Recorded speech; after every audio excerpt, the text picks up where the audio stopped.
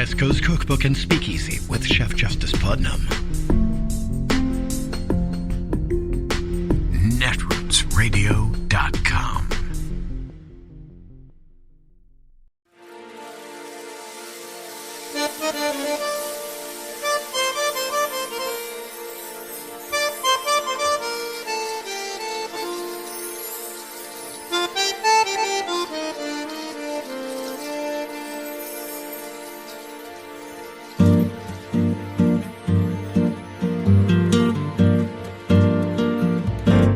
Je voudrais du soleil vert, des dentelles et des théères, des photos de bord de mer, dans mon jardin d'hiver.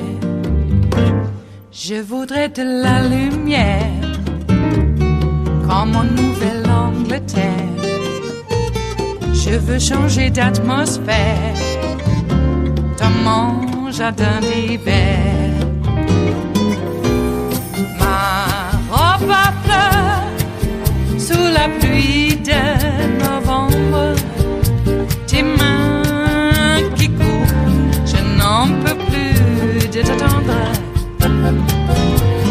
Les années passent, il est loin, là je tombe. Nul ne peut nous entendre. Je voudrais du Fred Astaire, revoir un latte. It's Michael Popok, and it must be time for Legal AF After Dark. Judge Mershon, the New York judge presiding over Donald Trump's criminal case that starts on the 15th of April, thought enough of Donald Trump's outlandish behavior that he gagged him in advance of attacking certain people, lawyers and judges and staff and witnesses and future jurors and the like. But it wasn't enough for Donald Trump. Donald Trump said, "Oh, I can attack the daughter of the judge. Why not? Let's do it." But the Manhattan DA's office thought that crossed the line and had violated the gag order. Donald Trump's lawyers think it didn't and defended Donald Trump's attacks on the daughter of Judge Mershon. It's all going to be heard by Judge Mershon. We break it all down for you on the Legal AF podcast. Take a listen. So, Popok, here we are at yet another trial. We've gone through these civil cases against Donald Trump where gag orders need to be imposed, anonymous juries. Donald Trump's behavior, unlike anything you or I have ever seen, ever practicing law, again, some of the most, we're talking about the spectrum of despicable criminal defendants to white collar to I've never seen anything. The behavior, both the dangerousness, but also just the kind of immaturity and the baby. I've never seen anything like this ever. In fact, as you go through law school and, you were at Duke, I was at Georgetown, not at the same time, in case people were wondering, but just an unfathomable thing to me as a student of the law, as a practitioner, that this could be the case. Break it down for us. Yeah, the fact that we have to talk about it, as you said earlier, is really unsavory, but we have to. That's why we founded Legal AF, to do just that. Look, I said on a hot take, and I might have said it midweek with Karen, who's, of course, formerly of that office, the Manhattan DA, that as soon as Donald Trump gets the gag order, and he's been gagged a number of times. He got gagged by Judge Engoron. He got gagged by Judge Engoron twice. He got gagged by Judge Mershon, this very judge, at the beginning, at the arraignment stage. He's been gagged by Judge McAfee in Georgia. He was gagged by Judge Chutkan in the D.C. election interference case. The only case he really hasn't been gagged, of course, is Judge Cannon down in Mar-a-Lago. So he knows what to do, right? It's like he has a toolbox. He pulls out the gag order.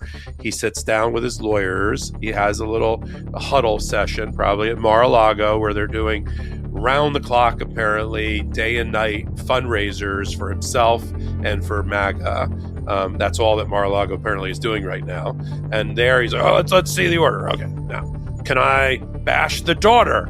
And then, his lawyers, sheepishly or not, say, "Yes, you can bash the daughter." "Can I bash the wife?" Yes, you can bash the wife. Can I bash the grandmother? Yeah, you can bash the grandmother. Can I go after the judge himself? Well, technically, the way this gag order is currently written, the judge is fair game. Okay. And can I go after Alvin Bragg, the prosecutor? Another minority person who hates white people. Can I do that? Yes, you can do that as well. Okay, great. I know what to do. That's what happens. And then then the judges struggle because they are legitimate participants in the criminal justice system that care about the criminal justice system and ethics and their job. And that's the mismatch here. We have an out of control, rogue, former president, current criminal defendant who is not concerned with the administration of criminal justice and doesn't care until he's stopped. And so they have to come up with a surgical gag order that meets the contours of our First Amendment, whether he's a political candidate or not, and because he's a political candidate, meets the contours of that, meets the contours of the precedent that it's already been established about the scope of gag orders in a case against a criminal defendant who's, yes, doesn't have the obligation, actually has the right not to take the stand, and yet some people curiously might be thinking, well, this is counterintuitive. He gets to say whatever he darn pleases extrajudicially outside the courtroom, but he doesn't have to actually stand and deliver under oath inside the courtroom. And that the answer to that is yes, it's an anomaly, but it's an anomaly of our constitutional system's making. So so the judges are really concerned with creating with clear boundaries and margins this defensible constitutional gag order on him, which is why he doesn't go to the unlimited extremes. And even Judge Chutkan, for instance, when she had a very similar gag order to the one that Judge Merchan just issued that we're talking a lot about here. In fact, Merchan, of course, had the benefit of seeing the gag order that Judge Chutkan issued. Hers was even pared back just slightly on the edges by her bosses at the Court of Appeals, the D.C. Court of Appeals, and Judge Merchan had the benefit of that teaching and learning in fashioning his gag order as well. And so it's not a mistake. It wasn't a typo that the judge left out and family members.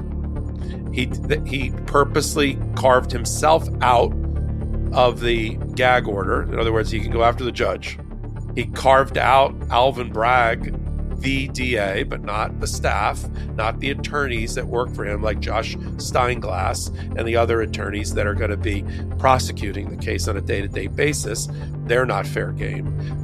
He didn't get into he did say staff. He said witnesses. He said, as you read, Ben, he said, don't go after prospective jurors or do things. There's a little bit of a catch-all, do things that will undermine the justice system. But he's got a tough skin and he's a judge, and he felt the guy has the right to bash me, and he has the right to bash Alvin Bragg if he wants to, the elected district attorney that's gone after him.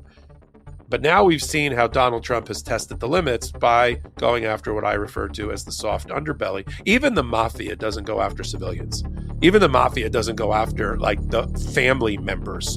Donald Trump would be thrown out of the mafia. Let me just put it that way. I know Michael Cohen likes to talk about him as being an organized crime boss, but he goes even beyond what they would be willing to do in order to get his way, and to mercilessly bash this poor adult daughter of Judge Merchan that's just a professional. She's not working for Joe Biden. Okay, she's working for a PR firm in the political space that does mainly Democratic clients, not including Joe Biden, and she works on some of those accounts. But that's it, and that's why when I really gave a lot of credit, and you called it out first. You did a hot take on it very, very early on that you thought that the Donald Trump's bashing of, and I don't want to mention her name again, bashing of the judge's daughter, just the way he bashed the principal law clerk for Judge Engoron and others. It's always women. It's always this misogynist attack on women who he hopes then won't fire back at him with a defamation case, but I think she has a case for that. You called it out and said, why isn't this a violation? It may not be a technical violation, but it's in the spirit of the violation of the gag order. And Judge and Alvin Bragg thought the same thing and filed this emergency application on a letter brief on Thursday night that got docketed on Friday, in which he said, look, you got to make a clarification here, Judge, because by leaving out family members expressly, Donald Trump has gone after them, and that's going to have a chilling effect on jurors and witnesses who are going to have to worry. My family didn't sign up for this. I don't want to testify. I don't want to be a juror. I don't want my grandmother attacked by Donald Trump because of something she put on, on social media, or my wife or my child. And so they want the judge to address that. They've also gone as far as to say that Donald Trump's conduct does violate the gag order, is contumacious, term of art meaning it's in contempt, and he should be given a cease and desist by the judge. The response, which came in 1.5 pages from Todd Blanche's office with Susan Necklace, who you mentioned earlier, and I mentioned earlier, listed there as well, basically defended Donald Trump's bashing the daughter not because it's right, but because it's not technically part of the gag order. Yep, we look, Judge, he can go after your daughter. I mean, the fact that they're even able to put that on the print to paper and write that in a way they've never done in the history of their careers as defense lawyers, to defend a person's depraved attack of a judge's daughter, in order to do what? They say, well, a First Amendment core political campaign speech. How could attacking the daughter, who's not involved in the criminal justice system, who's not the judge, how is that core political campaign speech? Because she happens to work in the world of politics, and some of her firm's clients happen to be Democrats. That then makes it he needs to go after them in order to run for office and for re-election. I can't even get it out with a straight face because it doesn't pass the straight face test, and they can't even pass the straight face test. And then they argue, Ben, in their 2 pages, that not only is attacking Judge Merchan's daughter protected campaign speech, but they can't even say that she's supporting Joe Biden. At the best, they say she's a family member referenced in the letter is actively supporting adversarial campaign speech by President Trump's political opponents. Okay, that's word salad and nonsense and gobbledygook, that's a legal term, for nothing. She does not campaign, and even if she did, who cares? Ever since after the 18th century, women are no longer considered chattel owned by their husbands or by their fathers. Okay, women can have a career, so can children, and they can have a career that has nothing to do with what's going on inside the wood paneling of the courtroom, presided over by their father in this case, even if it were true. Adding on to the fact, of course, that everything he said about Merchan's daughter is a lie, that somebody had co-opted her social media account and did the same thing to her, which somebody had done, and he keeps falling. I don't want to say he falls for the bait, because I think he knows that it's not true, but he doesn't care. Same thing, as you said, Judge, Engoron's wife, somebody got into her social media account or created a fake one, and you're like, oh, they want me in prison. Look at all this great stuff. So Blanche then ends the letter with, "We need more time to brief this, Your Honor. We have." And then again, here we go with the word salad. Just random phrases out loud that they think apply. Prior restraint, constitutional concept.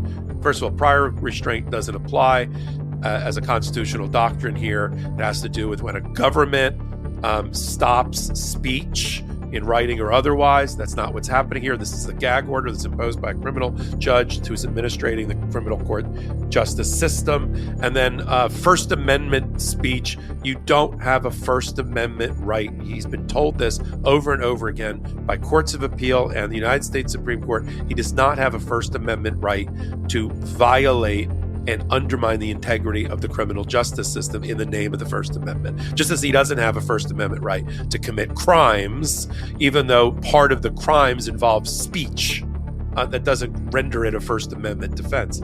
So I think, let me just wrap it up this way.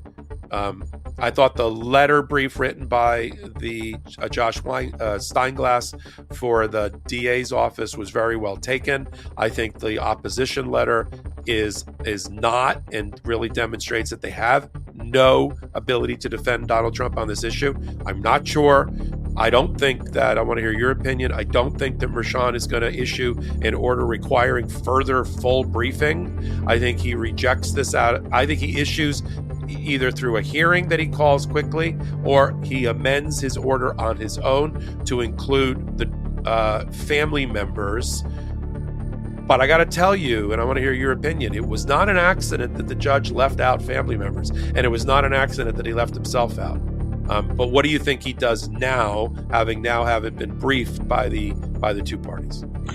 I think he largely ignores it, which we can be like, well, then Trump's going to get away with it. I think Justice Mershon recognizes that Donald Trump is doing this to delay the trial date. That's what Trump is trying to do. And so if you first take a look at the DA's letter, where the DA goes, the people believe that the March 26th order is properly read to protect family members of the court. I mean, that's just what it says. And then you look at what Todd Blanche, Trump's lawyer's letter in response is, and says, the express terms of the gag order do not apply in the matter claimed by the people, which they seem to acknowledge by suggesting the need to avoid any doubt. So there they are, just like justifying the right to attack the judge's daughter. But when you go deeper, that second portion that's highlighted there, pull that back up. It talks about, well, if we want to deal with the issue that's now being raised about attacking your daughter, we need to brief it. And such briefing would address, let's throw in a random Latin word to sound smart, inter alia, among other things, unnecessary word, the constitutional problem attendant with any additional improper restrictions on protected campaign speech, which would implicate First Amendment rights that belong to not only President Trump, but also the public. So what they're basically daring Justice Mershon to do here is, look, if you do this, if you want to amend it, we want to go to briefing, and then we're going to try to go to the appellate division, and then we may take it to the highest court in New York, which is called the Court of Appeals. Then we may try to do this or that to try to delay this case. That's what Trump's trying to do here. I think Justice Mershon realizes that. And I think that's why Mershon's just going to be careful in what he does so as not to have any delay, any delays here of the April 15th trial date come hell or high water. That's locked in. And the final point I want to talk about on this topic before moving on to the next topic about Trump's lawyers being disbarred on the West Coast and likely going to have some serious ramifications, at least on the East Coast, with Jeff Clark, who's technically not Trump's lawyer, but who's claiming he is Trump's lawyer in attorney-client privilege, is like, what are we even talking about here? Like it shocks me that this even has to be a conversation. I guess perhaps if we were dealing with like a real kind of unadjusted, kind of petulant, bully, third grade person, and no offense to them, but like, what are we talking about here? Like, we're adults. Like, there is this numbing of the judiciary, numbing of the media, numbing of our systems that Donald Trump has kind of ripped the fabric. What are we talking? Who behaves like this? Like, at a most basic level, like this behavior, it's not a Democratic or a Republican thing. This behavior, attacking family members of judges, there's never a time where that should be justified, period, full stop, by anyone. You could use the word inter alia and all of these things. We're the United States of America. When President Biden says that, that's what he's channeling. This is the United States of America. What are we talking about here? It is Monday, the 1st of April of 2024, and you are in West Coast Cookbook and Speakeasy. I am your chef de cuisine, Justice Putnam. Gunner, the English bulldog, is our snoozing sous chef. Precious, the little Yorkie, is our door girl, and she will be seating you directly for our especially special daily special, River City Hash Mondays. Oh, you don't think that's so special? Well, it is. And why? Because we make it so. That's right. Okay, how are you on this fabulous, I guess, April Fool's Day? I have to tell you, I always hated that holiday. And I call it that holiday because it's not one that I prefer to, well, platform and acknowledge, and yet here I am, platforming it and acknowledging it nonetheless. You can't escape it. But I'm not playing. All right? I don't like it. Because one could argue that if you're a satirist, it's April Fool's Day every day. Except, to me, April Fool's Day meant punching down. I just didn't like it. I didn't like it. That's just me. Call me a romantic. Anyway, but yesterday, if you were a MAGA, Easter, the ascension of the Lord to higher climes, has now turned into a MAGA Day of Rage. How dare anybody acknowledge the leper? You commie! How dare anyone acknowledge and love thine enemy? You commie! All right. Well, I keep telling everybody Jesus was a commie. And he was a Jew. A fisher of souls. Anyway, that was rather interesting. The absolute, and I have to say, quite coordinated misinformation campaign about Easter itself. Now I know when you got a bunny and some colored eggs, and it doesn't really seem like something that came off of the cross. Meld the two, and what do you got? Well, I guess, colonialism at its finest. Wouldn't you say? Adopt the pagan attitudes of the locals, and then when they least expect it, they're sucked in. All right. So, how did we get the bunny and colored Easter eggs? You can blame the Germanic tribes. And we have evidence because they brought it here, okay? Think of all the great sweets we would never have had if it hadn't been for the Germanic tribes. Okay, wouldn't have the Christmas tree if not for the Germanic tribes. O Tannenbaum. Okay. And why is that? Well, you kind of melt a little bit of the pagan, get the Catholic Church going there. Next thing you know, before they realize it, they're sucked in. Until one guy decides he's going to put a proclamation on some gate somewhere. Wittenberg? Was that where it was? And he said, nope, we're not going to do it. We're going to protest. And now we have Catholics and we have Christians. Give me a break. Okay. Well, so we want to talk about misinformation about Easter. Well, it's all misinformation when you think about it. My God. Gospels written hundreds of years after the fact, as if they were roaming around with the Lord. Now, I want to confess, not in any biblical sense, but, maybe in a literary one, right here and now, that I've always liked the Jesus story, and I still do. And what is the Jesus story? Well, one of love, forgiveness, love thy neighbor, love thine enemy, but verify. Okay, maybe on both. You never know. Love, but verify. So, anyway, I've always liked the Jesus story. The one of having such empathy for the suffering of the world that, we should do something about it. See, that's the big misinformation on the Jesus story also, is that, Jesus will solve it all. No. Never once is that specified, even by the guys who wrote it hundreds of years after the fact. Because you can't have a Jesus story until it's been, vocalized. An oral tradition. See what works. Get a narrative going before there were narratives. Anyway,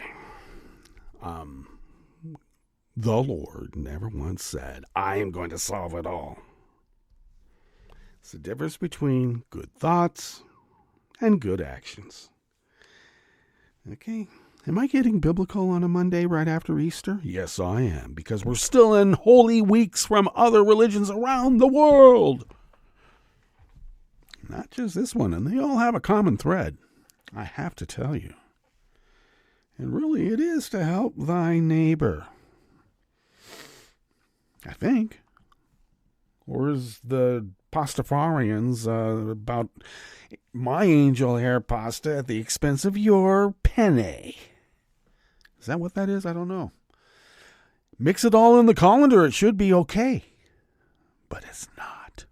You can't mix different kinds of pasta shapes and sizes together. Some people try to. Anyway, I still like to mix them after they've all been cooked. To each their own. Anyway, it was a MAGA day of rage, and felt it around here too. I mean, the usual suspect just could not let it lie. And he brought up the Kathy Millett story, one of the paragons of the feminist movement, as a sister who just didn't like anything that her sister did, and made the family just a laughingstock of, I guess, misogynists around the country and the world. I guess that's what that's all about. My sister Kate. It's been only passed around in right-wing circles forever. So it's now trumpeted out, and I don't mean that as a pun. It was trumpeted out on Easter Sunday because those goddamn women witches, the hussies and the harlots, if they would just get out of our schools and start grooming our kids for sexual whatever, we wouldn't have how many hundreds of thousands of angel babies going to heaven. Well, if they're angel babies, they're already there. Oh, my God. You can't reason with these people, even with their own misinformation about what their religion is. So why try? That's why I want to get on the Yellow Submarine. I always liked the Yellow Submarine around Easter. It was such a festive little song.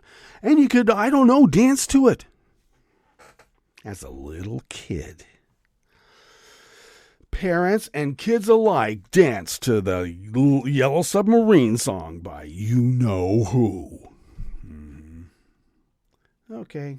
Enough of that. Boy, oh, look at the time.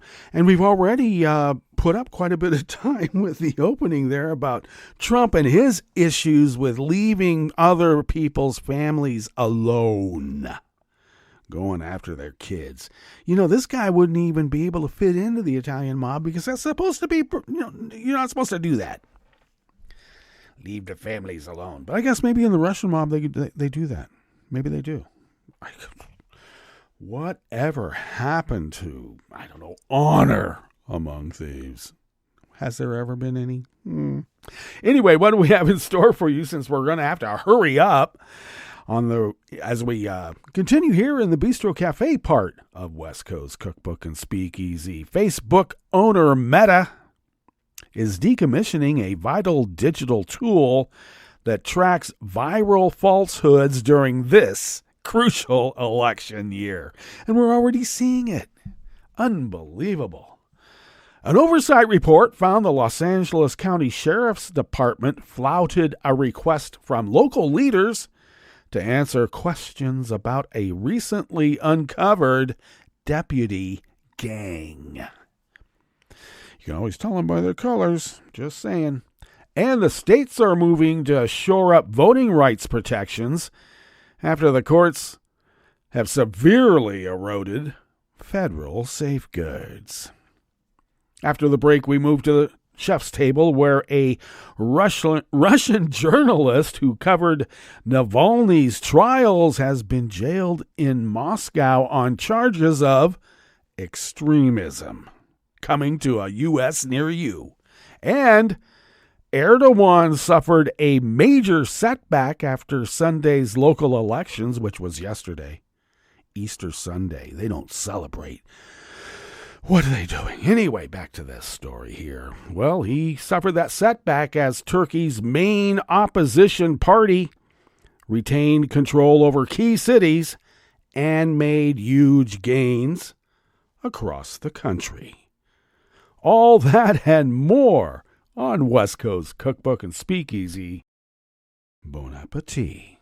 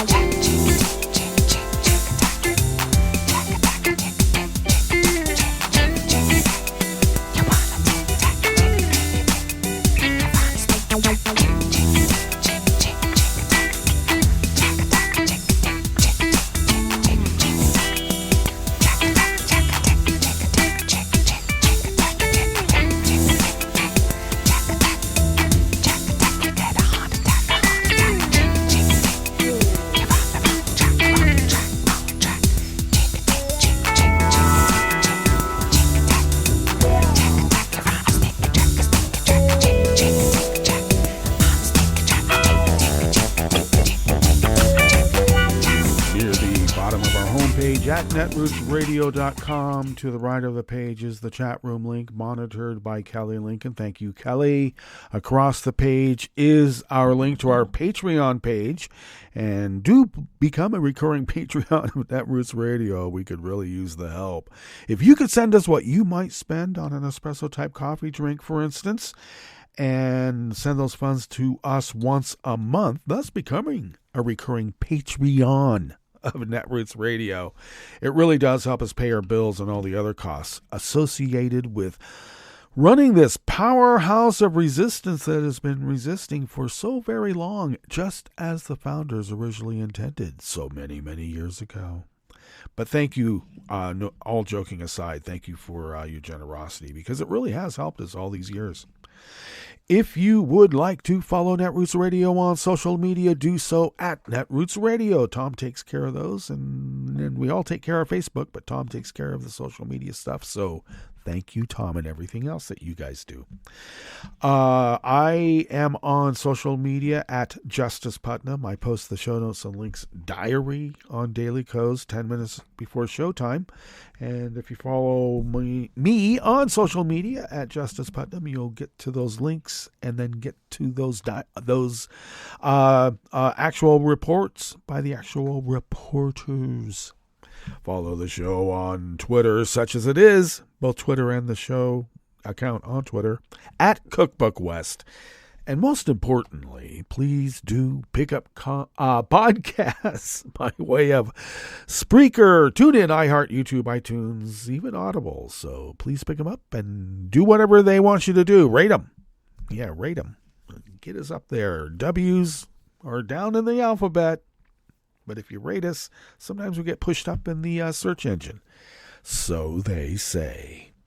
All right. We better get into these offerings here that we've curated for your enlightenment and enjoyment possibly as well.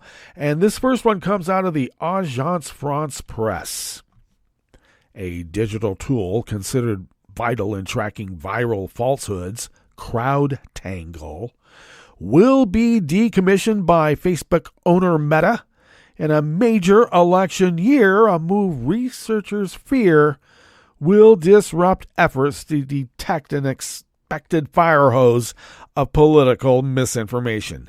Exactly why they are doing it. In this reporter's opinion, just saying. But that's exactly why they're doing it. The tech giant says CrowdTangle will be unavailable after August 14th, less than 3 months before the U.S. election. The Palo Alto company plans to replace it with a new tool that researchers say lacks the same functionality and which news organizations will largely not have access to. Well, you can pay for it. CrowdTangle has been a game changer for years. Not 4 years, but for many, many years, offering researchers and journalists crucial real-time transparency into the spread of conspiracy theories and hate speech on influential Meta-owned platforms including Facebook and Instagram.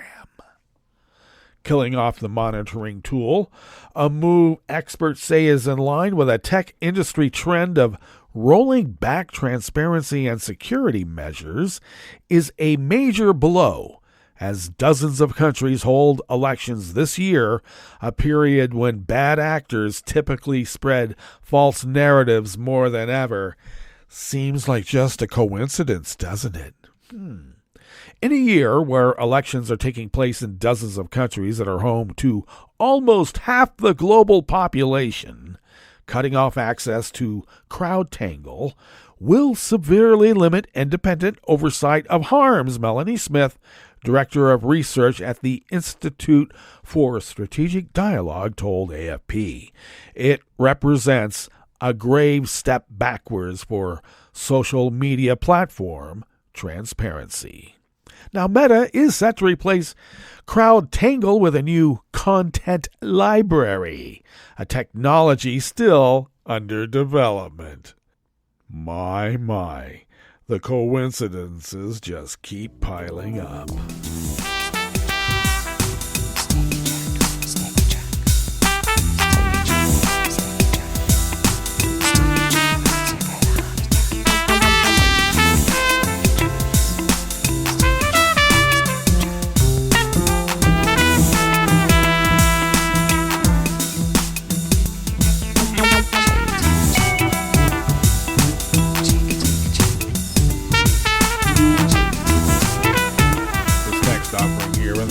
Cafe of West Coast Cookbook and Speakeasy is Out of the Los Angeles Times by Carrie Blackinger.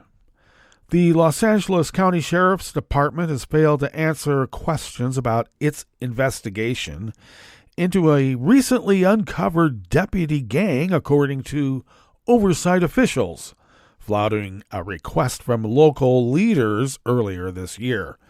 In a short but scathing report, Inspector General Max Huntsman said the department's handling of the Industry Station Indians probe created only the outward appearance of a crackdown on the controversial groups. He suggested the Board of Supervisors consider bolder steps, including a possible subpoena. My hope is that the Sheriff's Department, upon serious consideration and consultation, will begin to reverse their support of deputy gangs, Huntsman wrote, and meaningfully address the systemic factors which allow them. In an email, sheriff's officials pushed back, saying it was inaccurate to suggest the department supports the tattooed groups. Sheriff Luna has made it clear that such groups are not acceptable and that they violate the law, the statement said, adding that the sheriff has ordered a full investigation into the industry group. Now, you do know this is in Southern California, and there's an actual town called the City of Industry that has some ungodly population, approaching, what? 500,000 during the daytime in a tiny little strip along the freeway. And that's during the daytime, because when people are not working in the City of Industry, hence the name, the City of Industry, the population goes down to only a couple of thousand. Just saying. The department does not support, condone, or otherwise accept the presence of individual associated with a deputy gang, the statement continued. Such accusations are highly detrimental to the current efforts of the department to address this long-standing issue. Don't let anyone know that it's going on. The latest development comes amid intensifying scrutiny over the department's attempts and failures to rein in deputy gangs. This year, the Civilian Oversight Commission heard sworn testimony from both the former sheriff and the former undersheriff during a pair of hearings about the tattooed groups. And last month, A set of harsh reports from the Office of Inspector General identified major gaps in the department's efforts to investigate them.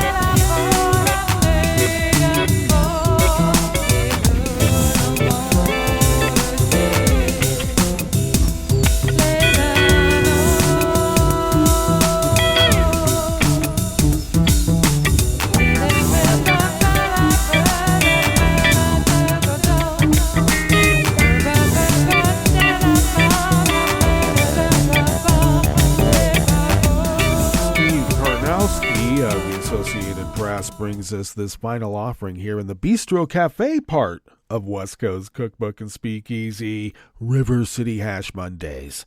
An appeals court ruling that weakened a key part of the Voting Rights Act is spurring lawmakers in several states to enact state-level protections to plug gaps that the ruling opened in the landmark federal law aimed at prohibiting racial discrimination in voting.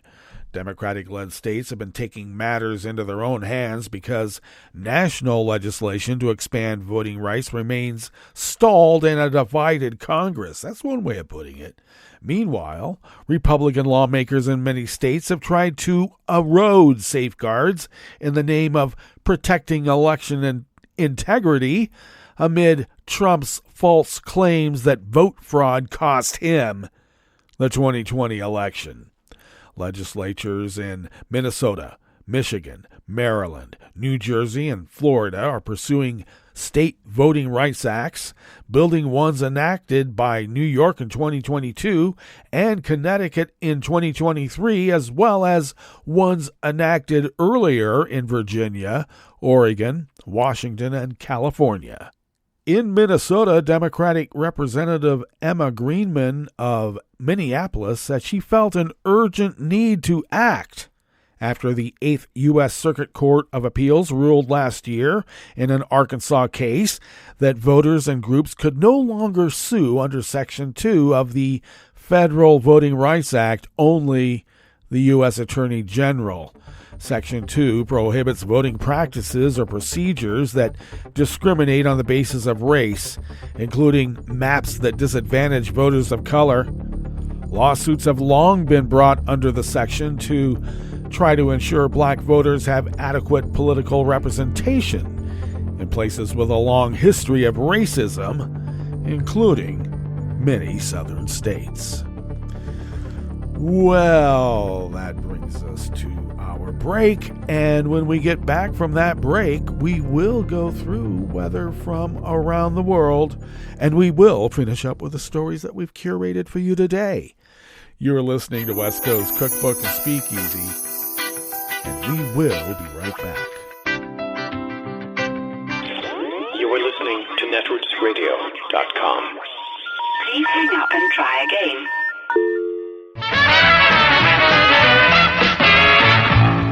From a point at sea to the circles of your mind, a new force is at work for planetary transformation. New radio for a new Earth.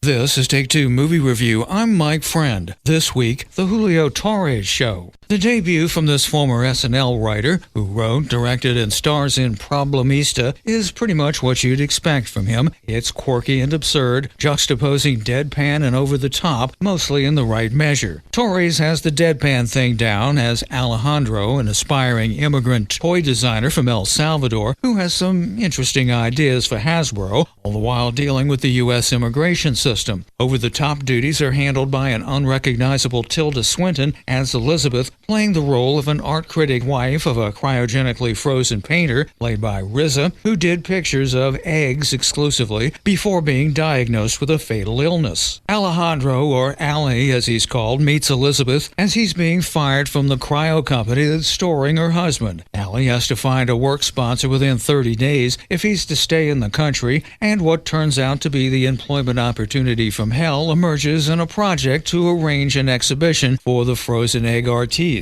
Nice touches include some stylized set pieces representing the immigration system, his early life in El Salvador, which seems better than some stories we've heard, and even of Craigslist. In some ways, this one is a coming-of-age in the big city tale. Ali must navigate a corporatized world as literally an outsider, with none of the advantages of the rich white Elizabeth, who shows no awareness of how her status enables her rebellious nature. Beyond some mild comic send-ups, a broader critique of what kids like Ali are buying into with their dreams is not explored, but Problemista probably gets this right. After all, it's just one kid's well-told story. This has been Take Two Movie Review. I'm Mike Friend. Catch up with us at take2moviereview.com and feed us back on our channel on YouTube.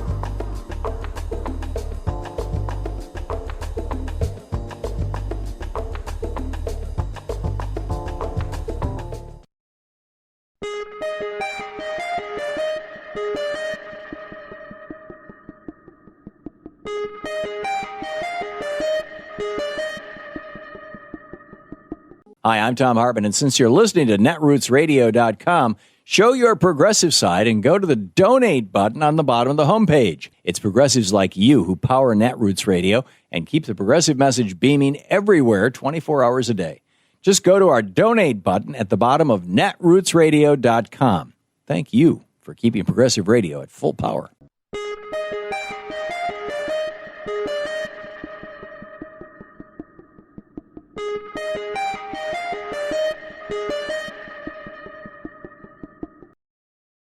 You're listening to the American Democracy Minute, keeping your government by and for the people.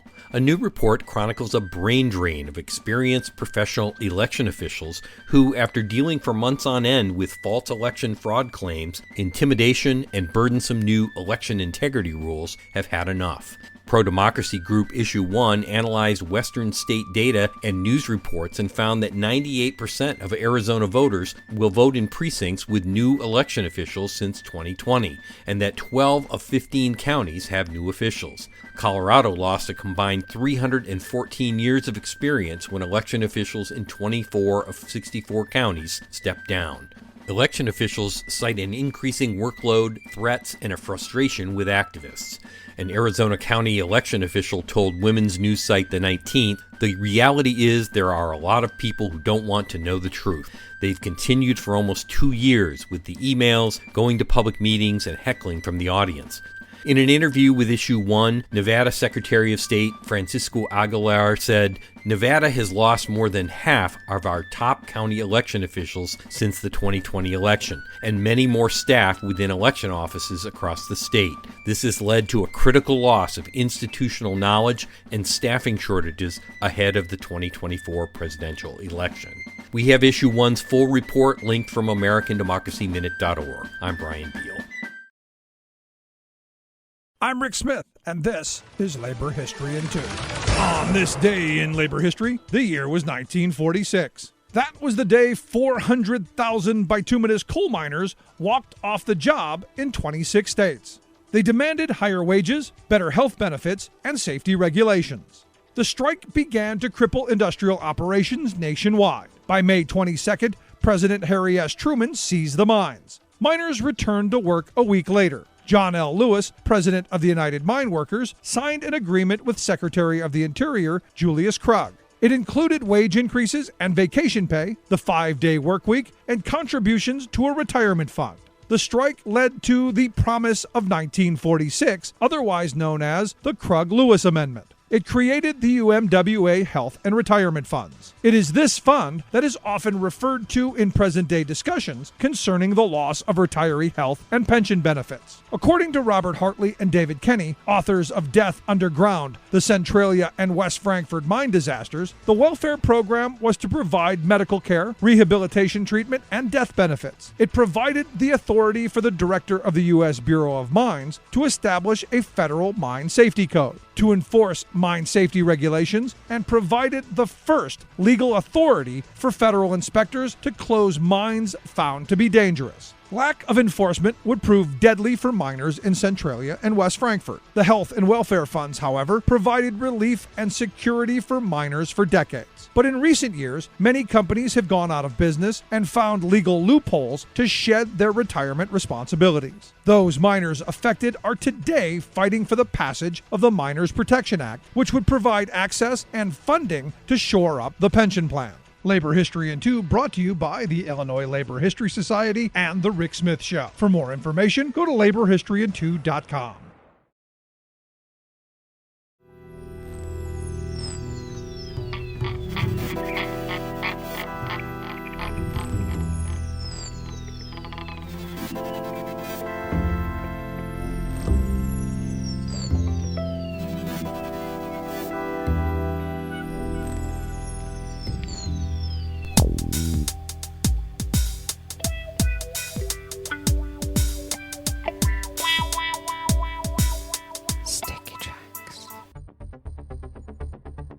Thank you for accompanying us here to the chef's table at West Coast Cookbook and Speakeasy, River City Hash Mondays.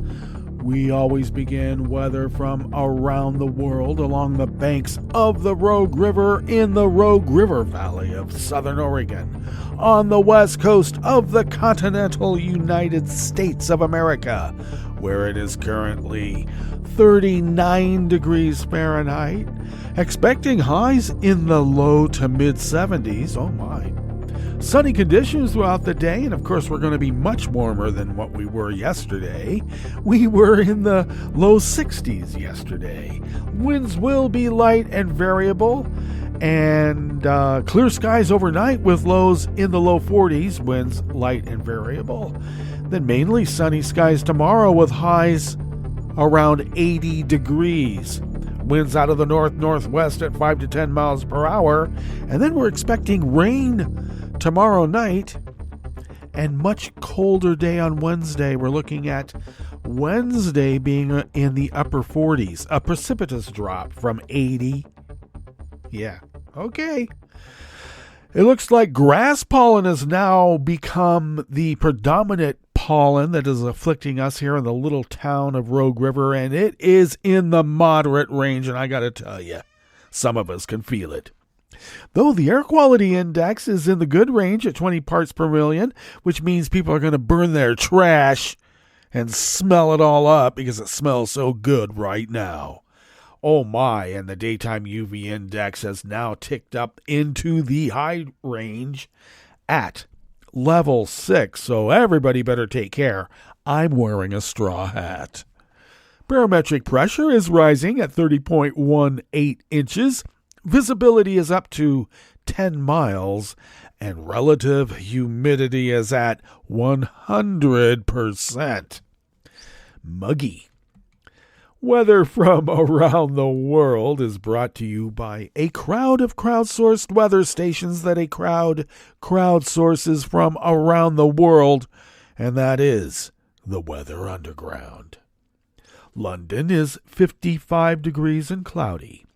Paris is 55 degrees and partly cloudy with a potential disruption due to thunder and heavy rain. And when I say thunder, I think they mean thunderstorms because of the lightning that's going to cause them issues, plus the heavy rain. Rome is 57 degrees with rain and the same thunderstorm advisory. Bagram is 50 degrees and clear. Hong Kong is 66 and mostly cloudy. Tokyo is 55 and fair. Looks like, Melbourne, Victoria, Australia is 61 degrees with rain. San Francisco, California is 55 and sunny. Chicago, Illinois is 44 degrees and cloudy with a river flood advisory. And New York, New York is 49 degrees Fahrenheit with rain. And that is weather from around the world, brought to you by a crowd of crowdsourced weather stations that a crowd crowdsources from around the world.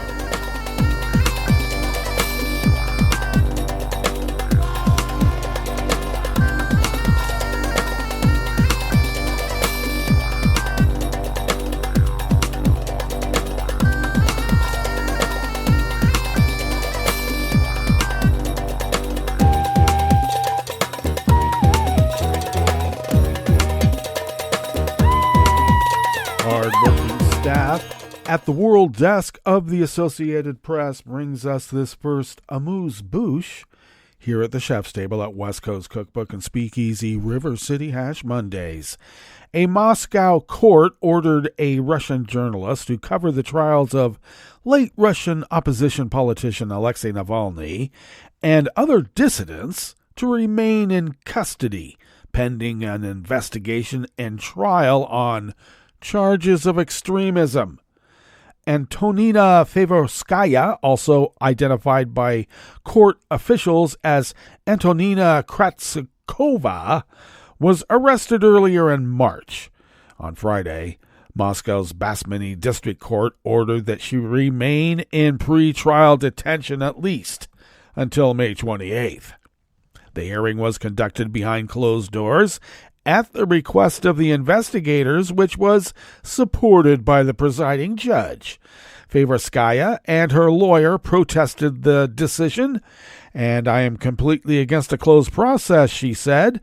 The press needs to know what's going on here, what I am being accused of, and she said that as a quote in the media outlet Media Zona. She is accused of collecting material, producing and editing videos, and publications for Navalny's Foundation for Fighting Corruption, which has been outlawed as extremist by Russian authorities. You mean Vlad. She has been charged with involvement with an extremist group, a criminal offense punishable by up to 6 years in prison. Favorskaya was initially detained on March 17th after laying flowers on Navalny's grave. She spent 10 days in jail after being accused of disobedience toward the police, but when that period of detention ended, authorities charged her again and ordered her to appear in court on Friday, according to Ovid Info, a Russian human rights group.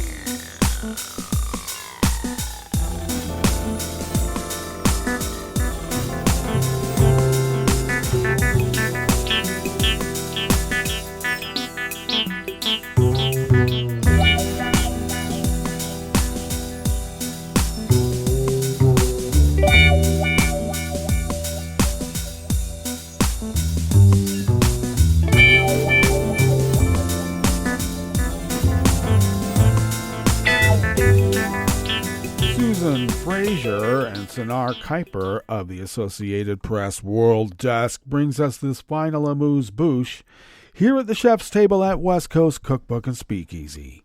Turkey's main opposition party retained its control over key cities and made huge gains elsewhere in Sunday's local elections in a major upset to President Erdogan, who had set his sights on retaking control of those urban areas. With more than 90% of ballot boxes counted, incumbent Istanbul Mayor Ekrem İmamoğlu of the Republican People's Party, or CHP, was leading by a wide margin in Turkey's largest city and economic hub. Mansur Yavas, the mayor of the capital Ankara, retained his seat with a stunning 25-point difference over his challenger. In all, the CHP won the municipalities of 36 of Turkey's 81 provinces, making inroads into many strongholds of Erdogan's party. It gained 37% of the votes nationwide, compared to 36% for Erdogan's party, marking the CHP's greatest electoral victory since Erdogan came to power 2 decades ago. People are fed up, aren't they? Yes, they are. Well, that brings us to the end of our broadcast period for the day, but you do know Netroots Radio broadcasts on, and we will meet up here tomorrow for Tarrytown Chowder Tuesdays. So do stay tuned to Netroots Radio all day and all night for all the breaking news as it breaks, and we will meet up here tomorrow, right here in West Coast Cookbook and Speakeasy.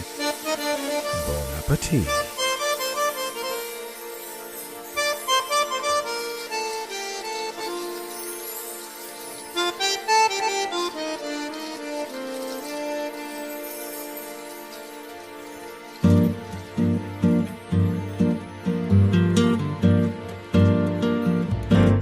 Je voudrais du soleil vert, des dentelles et des théières, des photos de bord de mer, dans mon jardin d'hiver.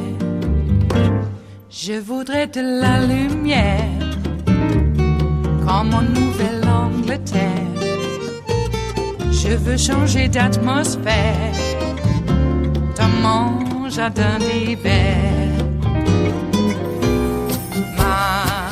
Ma fleur sous la pluie de novembre, tes mains qui courent, je n'en peux plus de t'attendre.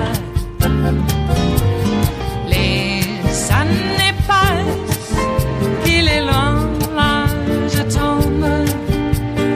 Nul ne peut nous entendre. Je voudrais du Fred Astaire, revoir un latte Goël. Je voudrais toujours te plaire dans mon jardin d'hiver. Je veux déjeuner par terre, comme au long de golfe clair, t'embrasser les yeux ouverts dans mon jardin d'hiver.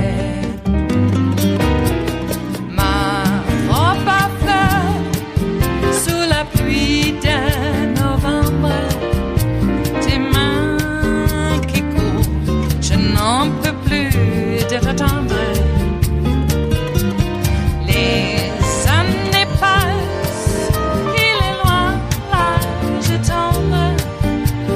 Nul ne peut nous entendre. Ba-da-da-dum-di-da-dum. Ba-da-da-dum-di-da-dum. Ba-da-da-dum-di-da-dum. Dans mon jardin d'hiver. Ba-da-da-dum-di-da-dum. Ba-da-da-dum-di-da-dum.